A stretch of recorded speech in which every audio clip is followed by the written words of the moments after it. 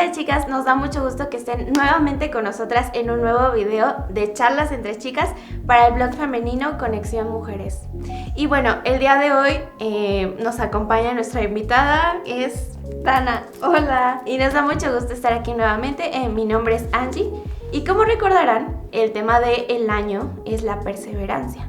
Pero esta vez quisiéramos ver la perseverancia desde un enfoque distinto. Y bueno, para comenzar, nuestro tema de hoy se llama ¿Cómo perseverar contra el pecado? Pero bueno, para comenzar quisiera hacerte una pregunta, Dana. ¿Alguna vez has pecado? ¿Y qué es el pecado para ti? Qué fuerte. ¿Qué crees?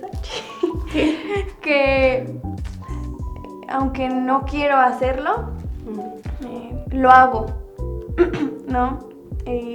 Bueno, ¿qué es el pecado? Es súper importante tener en cuenta que el ser humano no puede definir bajo su propio razonamiento qué es el pecado. Dios, el creador y por naturaleza santo y perfecto, ha estipulado lo que es bueno y lo que es malo. ¿Y sabes qué? Que nos ha dejado aquí sus palabras para conocerlo, para conocer su carácter y su esencia. Y pecar es ir en contra de lo que Él ha dicho, que es lo correcto, es transgredir la ley de Dios. Y rápidamente les comparto, ¿no? Para que podamos como a lo mejor tener una mejor percepción de esto, ¿no? Que hay acciones pecaminosas y están las acciones pecaminosas y el pecado, ¿no? Hay acciones pecaminosas como por ejemplo, voy a darte un ejemplo, la necesidad que tengo de drogarme, alcoholizarme, satisfacer mis deseos carnales por mis propios medios y de la manera que encuentro y que quiero, ¿no? Son acciones pecaminosas que son fruto en realidad de un pecado mucho más profundo y arraigado, y que es en su mayoría la raíz de todos nuestros pecados, ¿no? Que es creer, pecamos cuando creemos que podemos hacer o satisfacer nuestras necesidades, nuestros deseos por nuestros propios medios, ¿no? Cuando le decimos a Dios, puedo controlar mi vida y hacer mi voluntad y satisfacer por mi propia cuenta de la manera que quiero y que me gusta mis necesidades. Bueno, muchas gracias. Y como mencionabas, ¿no? Literalmente el pecado podríamos definirlo como transgredir lo que Dios ha puesto como bueno, los principios que ha establecido. Es como, no, yo quiero hacer mi voluntad porque creo que lo que yo pienso es mejor, ¿no? Incluso mencionabas acerca de cómo como seres humanos buscamos satisfacer nuestros deseos realizando pecado, ¿no? Uh-huh. Haciendo o llevando a cabo un pecado. Uh-huh. Y bueno, como queremos hablar un poquito más a profundidad acerca de este tema, queremos compartir un versículo contigo, que si tienes ahí tu Biblia, tu celular, puedes buscar este pasaje con nosotras. Dana me va a ayudar a leer una parte y yo voy a leer una parte. Está en Hebreos 12, del 1 al 6. Y bueno, dice: por lo tanto, ya que estamos rodeados por una enorme multitud de testigos de la vida de fe, quitémonos todo peso que nos impida correr, especialmente el pecado, que tan fácilmente nos hace tropezar, y corramos con perseverancia la carrera que Dios nos ha puesto por delante. Esto lo hacemos al fijar la mirada en Jesús, el campeón que inicia y perfecciona nuestra fe. Debido al gozo que le esperaba, Jesús soportó la cruz, sin importarle la vergüenza que ésta representaba. Ahora está sentado en el lugar de honor junto al trono de Dios. Piensen en toda la hostilidad que soportó por parte de pecadores. Así no se cansarán ni se darán por vencidos. Después de todo, ustedes aún no han dado su vida en la lucha contra el pecado.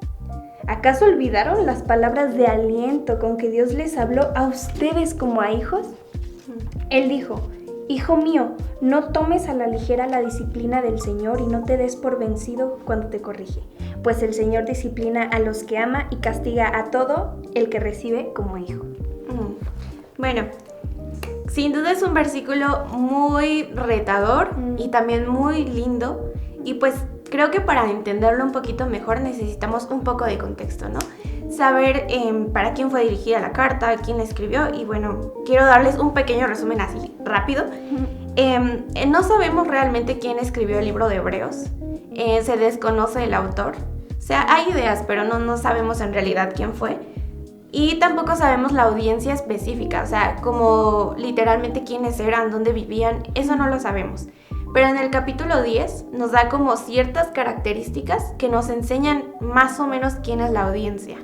Nos habla bueno, nos da pistas acerca de que es una comunidad de iglesias que está enfrentando también persecución, que está enfrentando incluso prisiones por identificarse con Jesús. Entonces, básicamente esto es lo que nos enseña pues Hebreos, de a quién era la audiencia a la que iba dirigido el versículo, ¿no? Y también creo que es muy importante resaltar que Hebreos tiene dos objetivos. Uno de los objetivos que encontramos es exaltar a Jesús. Es decir, Jesús es superior a todos, a cualquier persona, a cualquier cosa. Jesús es superior. Entonces es exaltar a Jesús como superior. El segundo objetivo es también incitar a los lectores a decir: permanece en la fe, permanece fiel a Jesús.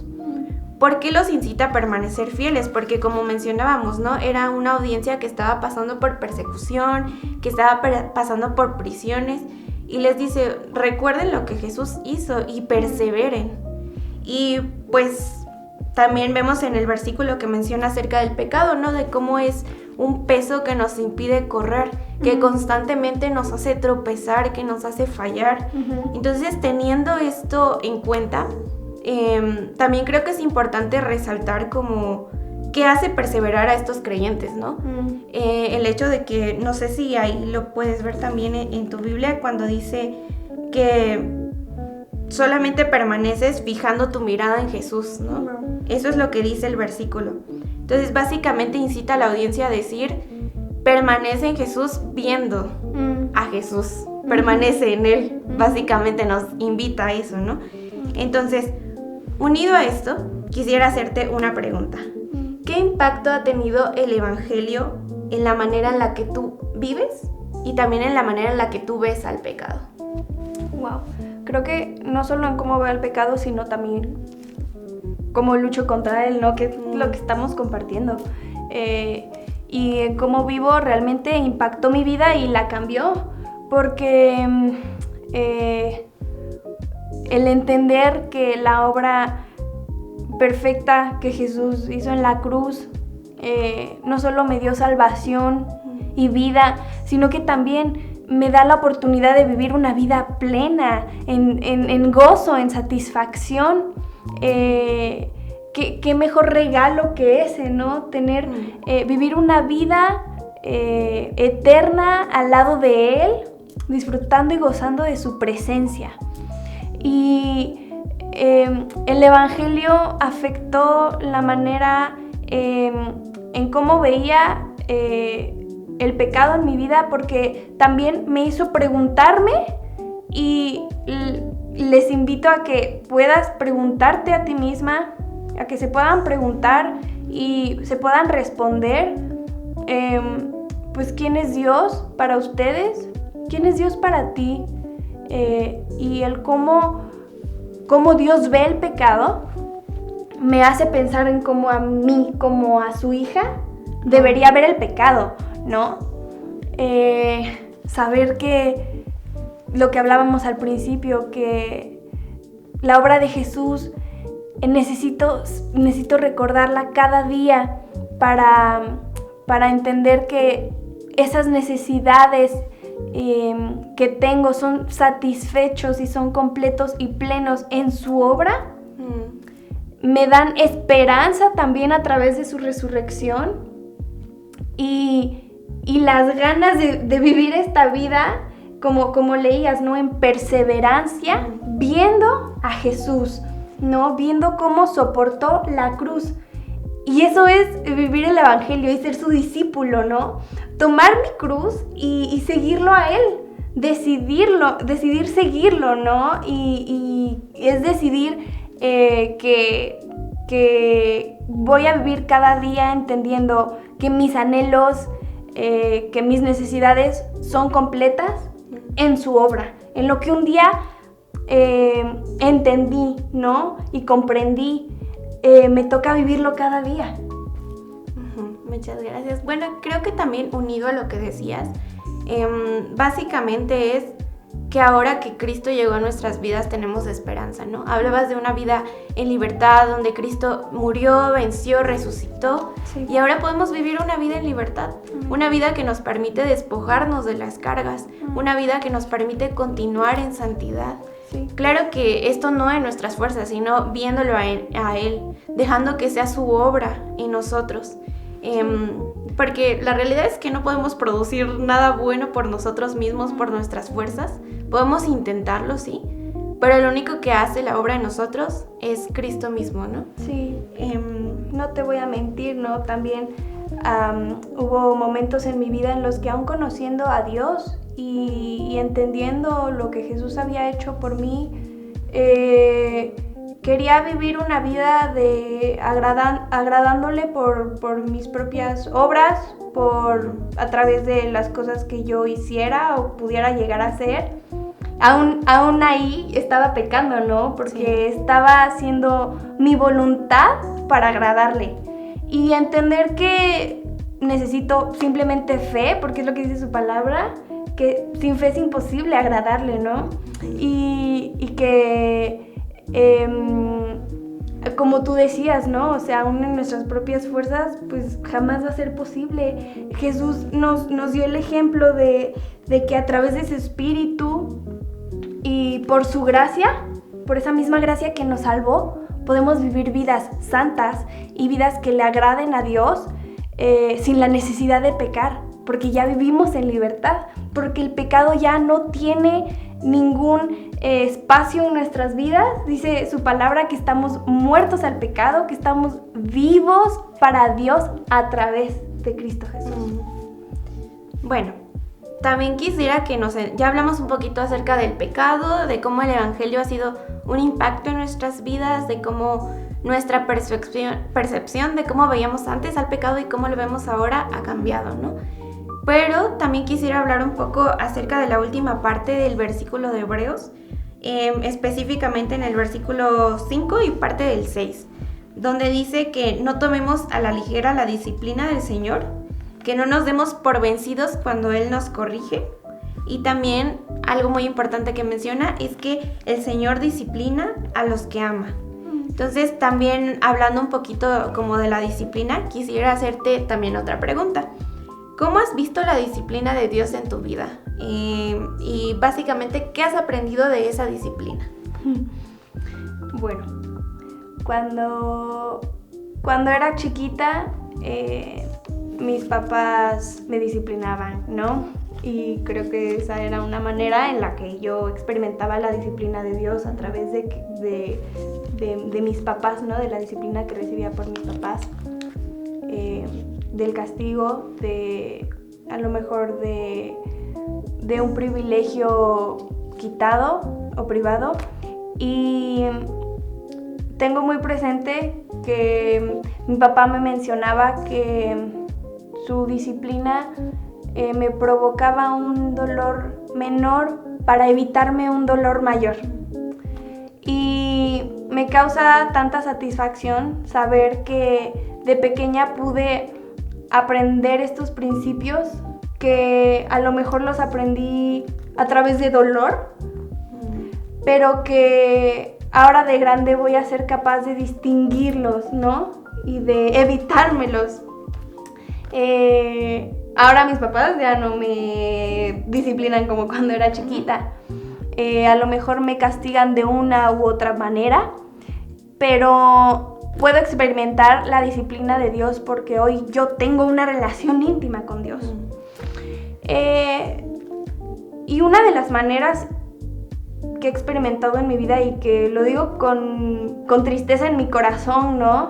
Creo que Dios me disciplinó dejándome vivir en mi pecado por un tiempo. Y de experimentar el dolor, la pérdida, la culpa que trajo ese pecado, ¿no?